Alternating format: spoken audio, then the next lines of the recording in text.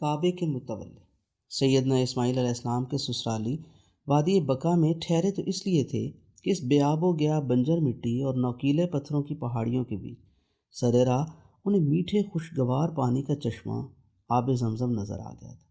سیدنا اسماعیل علیہ السلام کی والدہ سیدہ ہاجرہ علیہ السلام نے بھی گزرتے قافلے کو اس پانی سے فیض یاب ہونے کی اجازت دے دی۔ وہ ٹھہر گئے، انہوں نے اپنے جھونپڑے بنا لیے۔ یمن کے یہ لوگ قبیلہ جرہم سے تعلق رکھتے تھے۔ اسی وادی میں پھر سیدہ ہاجرہ علیہ السلام کی وفات ہو گئی۔ اس وقت ان کا بیٹا سیدنا اسماعیل علیہ السلام 23 برس کا تھا۔ 10 سال اور گزرے تو سیدنا ابراہیم علیہ السلام پھر وہاں تشریف لائے۔ خدا نے اپنا گھر دونوں باپ بیٹا سے بنوایا۔ وہ لوگوں کو خدا کے اس مقدس گھر کے سفر کے لیے بلاتے، کہتے آؤ اس کا حج کرو، طواف کرو، عمرہ کرو۔ خود وہ اپنی اولاد کے ساتھ آنے والوں کی مہمان نوازی کرتے اور خدا کے گھر کو صاف ستھرا رکھتے۔ دور دراز سے دبلی پتلی تھکی ہوئی اونٹنیوں پہ اس گھر کی عبادت کے لیے آنے والوں کو کھلانا پلانا، مہمان نوازی کرنا سیدنا اسماعیل علیہ السلام کی ہی ذمہ داری تھی۔ قریب ہی وادی میں ٹھہرے ہوئے بنو جرہم کے سردار مداد بن عمر جرہمی کی خوبرو لڑکی رالہ سے سیدنا اسماعیل علیہ السلام کی دوسری شادی ہوئی۔ اسی شادی سے ان کے 12 لڑکے اور ایک لڑکی کی ولادت ہوئی۔ وہ جو کل تک بے سر و سامان، کمزور، نحیف، ایڑیاں رگڑتے ہوئے شیر خوار اس وادی بقا میں لائے گئے تھے، اب ایک مضبوط قبیلے کے سربراہ تھے۔ بڑا بیٹا نابت تھا، دوسرا کیدار، کچھ اسے کیدر بھی کہتے تھے۔ کیدار بن اسماعیل علیہ السلام سے آقا صلی اللہ علیہ وآلہ وسلم کا سلسلہ نسب ہے۔ پھر تیسرا عزیل، چوتھا منشا، پانچواں سما، چھٹا ماشی، ساتواں ونا، آٹھواں ازر، نواں زیمہ، 10واں نتورا، 11واں نیش اور 12واں کیزمہ۔ بیٹی ایک ہی تھی، نسمہ۔ یہ شاید سیدنا ابراہیم علیہ السلام کا حکم تھا یا دونوں بھائیوں اسماعیل علیہ السلام اور اسحاق علیہ السلام کی خواہش کہ سیدنا اسماعیل علیہ السلام کی اس بیٹی کو بیاہنے کے لیے سیدنا اسحاق علیہ السلام فلسطین سے اپنے بیٹے عیسو کو اس وادی میں لے کر آئے۔ نسمہ اور عیسو کی شادی ہوگی۔ عیسو نسمہ کو لے کے اپنے کنبے کے پاس فلسطین چلا گیا۔ اس جوڑے کی اولاد سے فلسطین میں روم، فارس اور اشبان نام کے بچے پیدا ہوئے۔ بچے تو اسماعیل علیہ السلام کے بچوں کے بھی بہت ہوئے۔ تھوڑے ہی برسوں میں وادی بقا میں سیدنا اسماعیل علیہ السلام کی اولاد پھیل گئی۔ ان سب بیٹوں نے عموماً شادیاں پاس رکے ہوئے اپنے ابا سیدنا اسماعیل علیہ السلام کے سسرالی قبیلے بنو جرہم کی لڑکیوں سے کی۔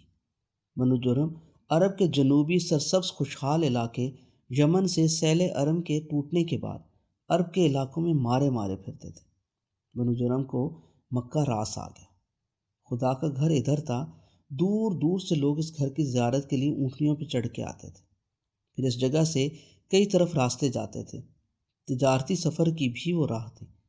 دھیرے دھیرے یمن سے آئی بنو جرہم کی آبادی اولاد اسماعیل علیہ السلام سے زیادہ ہوگی، اور اولاد اسماعیل علیہ السلام سے رشتہ داری کی وجہ سے بھی انہیں اپنا ہی قبیلہ سمجھنے لگے۔ بنو جرہم کے سارے ماموں بنو اسماعیل کو داماد سمجھے بیٹھے تھے۔ تھوڑے ہی دنوں میں بنو جرہم نے کعبے کی دیکھ بھال کی ذمہ داری بھی اپنے ہاتھ میں لے لی۔ اب وہ جسے چاہتے انہیں کعبہ کی زیارت کرنے دیتے، آنے والوں پہ ٹیکس لگا دیتے۔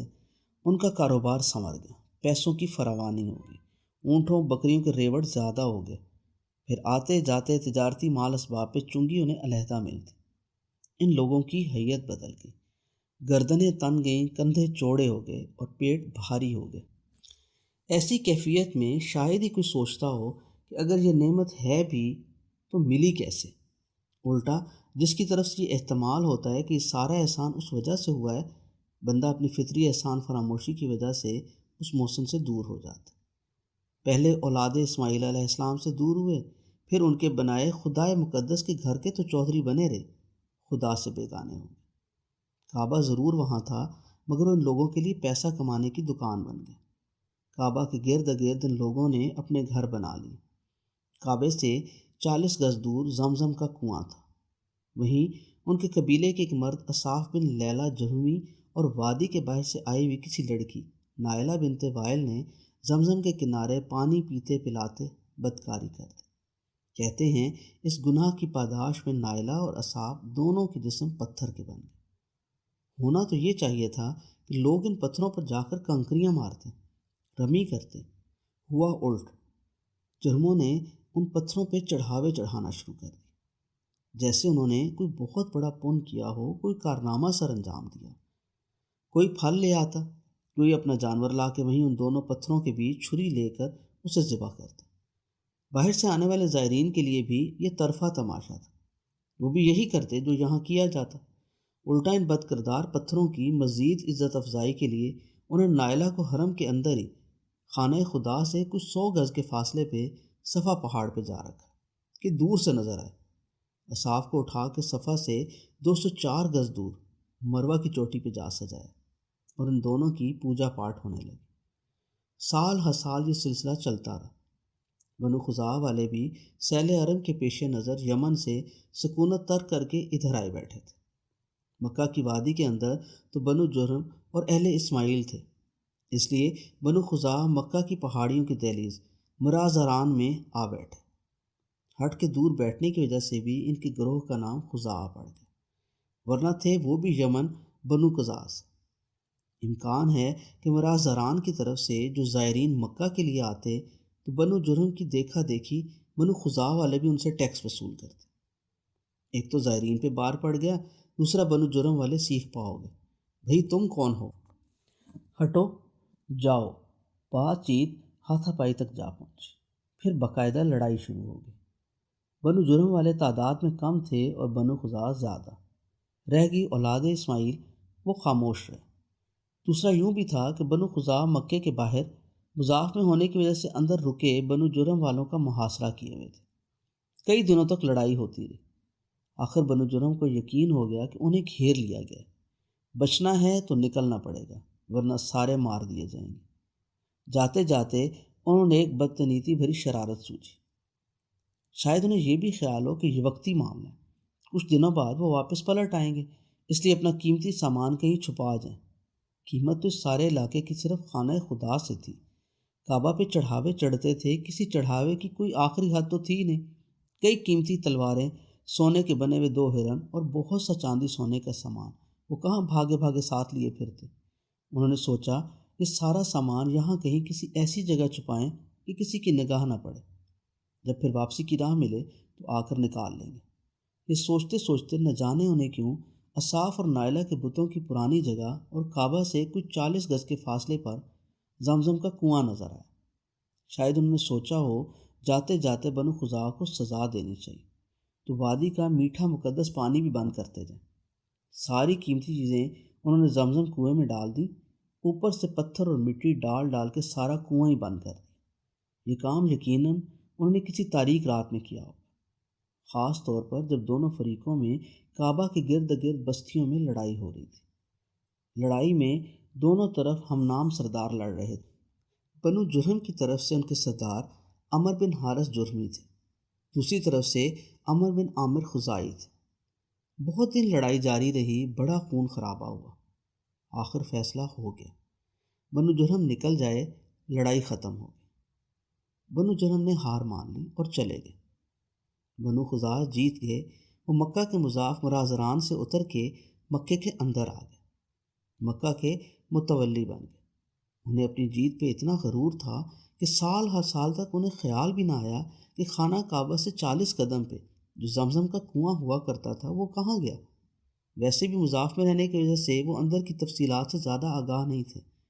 بستی میں اکا دکا اور کنواں بھی بن گیا تھا، زمزم کی انہوں نے پرواہ نہ کی، الٹا اس جگہ سے اٹھوائے ہوئے صفا اور مروہ پہاڑیوں پہ رکھے بدکار اصاف اور نائلہ کے بتوں کو واپس اسی جگہ پہ لے آئے، خوب تیل گھی سے چمکایا، پھر ان پتھروں کو نذرانے چڑھائے اور وصول کیے۔ ہارے ہوئے بنو جرہم کے لوگ اپنے اونٹوں پہ سوار ہو کے اس وادی سے نکل گئے۔ وہ لوگ غمگین تھے، اداس اشعار پڑھتے جا رہے تھے جو ان کے سردار عمر بن حارث کے کہے ہوئے تھے۔ بہت سے قبائل کہنے والے ہیں، اس حال میں آنسو لگاتار بہے جا رہے ہیں، آنکھیں خالی خالی اور ویران ہو گئی ہیں۔ ہجون سے صفا تک کوئی بھی ایسا شخص نہ ملا جس نے حوصلہ دیا ہو اور کالی رات میں قریب آ کے حوصلے کی بات کی ہو۔ میرا دل ڈوب گیا جیسے پرندے کے دو پروں کے درمیان پھڑپھڑاتا ہے اداسی سے۔ ایسا کیوں نہ ہو، ہم اس وادی کے باشندے تھے، حادثوں نے ہمیں جدا کر دیا، جلا وطن کر دیا۔ نابت کے بعد ہم متولی ہوئے تھے، ہم اس گھر کا طواف کرتے تھے، خیر و برکت وہاں نمایاں تھی۔ اس گھر نے ہمیں معزز بنایا تھا، حکمرانی ملی تھی، ہمیں عظمت و افتخار ملا تھا۔ یہ ہم ہی تھے جس نے بہترین شخص نابت بن اسماعیل علیہ السلام کو اپنی بیٹی کا نکاح دیا تھا۔ ان کی اولاد ہمارے بچے ہیں۔ اگر زمانے کی ہوا ہمارے خلاف چلی ہے تو ہمیں کیا، یہ دنیا ہے، یہاں ایسا ہوتا ہے۔ ہمیں کوئی خدا کے گھر کے قرب سے دور نہیں کر سکتا۔ لگتا ہے اس گھر والے خدا کو ہمارا قریب رہنا برا لگا۔ ہم سے کوئی غلطی ہو گئی ہوگی، شاید ہم سو گئے، ہم کہانی بن گئے۔ کہنے کو کبھی ہم قابل رشک تھے۔ اس متبرک شہر کے لیے آنکھیں رو رہی ہیں، آنسو گر رہے ہیں۔ ہاں، اللہ کے شاعر ہیں، امن ہے۔ اس گھر کے کبوتر کو بھی کوئی نہیں چھیڑتا، پھر بھی ہمارے بالوں پر کھینچ کے ہمیں نکال دیا گیا وہاں سے۔ کیسے بد نصیب ہیں ہم، اے لوگو۔ خدا کے گھر کی طرف جاتے مسافروں، تیز قدم اٹھاؤ، سواریوں کی مہاریں ڈھیلی کرو، پہنچ جاؤ اس متبرک جگہ جہاں ہر کوئی موت سے پہلے پہنچنا چاہتا ہے۔ ہماری طرف نہ دیکھو، ہم وہ لوگ ہیں جن کے بخت نصیبوں سے گر گئے۔ کبھی ہم بھی تھے، تمہاری طرح تھے، اپنے گھروں کو جانے والے، متبرک گھر کے پڑوس میں رہنے والے۔ کہا جاتا ہے بنو جرہم کے یہ کہے ہوئے دکھ بھرے بول عربی زبان کے پہلے پہل کے اشعار ہیں، جو انہوں نے خدا کے گھر سے دور جاتے ہوئے روتے روتے کہے۔ ان کے جاتے ہی وادی مکہ میں خزاع قبیلہ کا عمر بن عامر رئیس مکہ ہو گیا۔ کہنے کو اس قبیلے نے 450 سال تک مکہ میں حکمرانی کی۔ آخر جس کا حق تھا، حق اسے مل کر رہا، مگر اس عرصے میں مکہ کی وادی میں عجیب واقعات رونما ہو گئے۔ کئی 100 سال خانہ کعبہ کی چار دیواری کے اندر بت نہیں آئے۔ صحن میں ضرور اصاف اور نائلہ کے ان گھڑے بت پڑے رہے۔ جرمیوں نے کچھ عرصہ انہیں صفا اور مروہ پہ بھی رکھا۔ خزاعہ والے پھر ان بدکاروں کے نشان کو گم شدہ آب زمزم کے کنویں کے پاس خانہ خدا کے سامنے 40 گز کے فاصلے پہ لے آئے۔ پھر ایک بدبخت آدمی آ گیا، بنو خزاعہ کے قبیلے کا رئیس بن کے۔ وہ عمر بن لہی تھا۔ ہوا یوں کہ وہ بہت امیر ہو گیا تھا، 20,000 اونٹوں کا مالک تھا۔ ہر 1,000 اونٹوں کے بعد ایک اونٹ کی آنکھ پھوڑ دیا کرتا تھا تاکہ نظر بد سے اس کے باقی اونٹ بچے رہے۔ یوں اس کی ملکیت میں 20 کانے ایک آنکھ والے اونٹ پھرا کرتے تھے۔ حج کے دن آتے تو وہ 10,000 اونٹوں کی قربانی کرتا، 10,000 کپڑوں کے جوڑے حاجیوں کو پہناتا، گھی، شہد اور شکر پلاتا۔ ریاست، عظمت، سرمایہ اور ذاتی زور بازو کے باعث وہ اپنی قوم کا سورما تھا۔ دور دراز کے علاقوں میں بڑے لمبی تجارتی قافلے لے کر سفر کیا کرتا تھا۔ ایسا ایک بد نصیب سفر تھا جب وہ ایک دفعہ مکہ سے شام کے علاقے بلقا میں جا ٹھہرا۔ وہاں عمالقہ کی حکومت تھی۔ وہ لوگ بت پوجنے والے تھے۔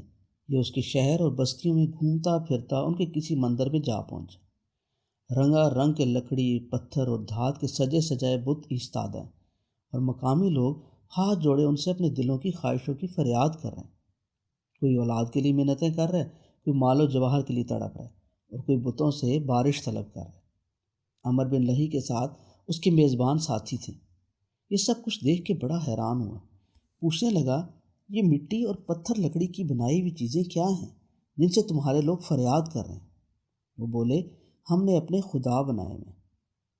اپنے خدا تم خود بناتے ہو؟ ہاں۔ کیوں؟ ان سے جو مانگا جاتا ہے وہ یہ دے دیتے ہیں۔ مجھے بھی دیں گے؟ اپنے کچھ خدا، کچھ بت۔ وہ لالچی، کمعقل اور کوتاہ اندیش تھا۔ اسے اندازہ ہی نہ ہوا کہ وہ جس چیز سے یہ لوگ مانگنے بیٹھے ہیں وہ ان انسانوں سے کمتر اور حقیر ہیں۔ کیسے ان کی دعاؤں کو قبولیت دے سکتے ہیں؟ الٹا خود انہیں دیکھ انہی کی طرح ہاتھ پھیلا کر ان کے بتوں کے آگے بیٹھ گیا۔